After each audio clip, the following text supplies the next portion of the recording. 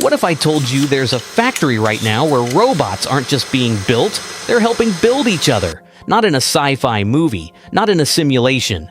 A real factory floor, and it's happening at Unitree Robotics. This is one of those moments that feels small on the surface, but years from now, we're going to look back and say, that's when everything shifted. Inside Unitree's own production facility, their G1 and H1 humanoid robots are walking the floor. Not demoing, not posing for cameras, actually working. You'll see one-aligned metal components with incredible precision, and it's not just following a rigid script.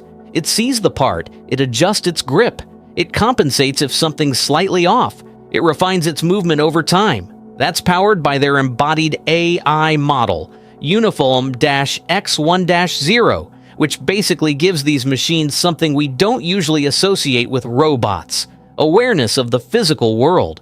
These aren't bolted down industrial arms repeating the same motion 10,000 times a day.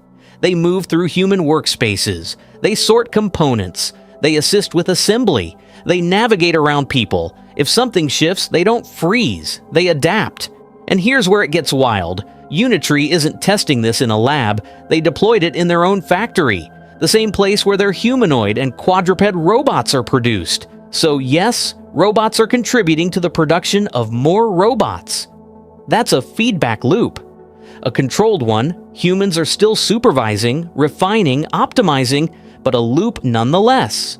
Think about what that means. When machines can see, understand instructions, and physically execute tasks in dynamic environments, factories don't have to be redesigned around rigid automation anymore.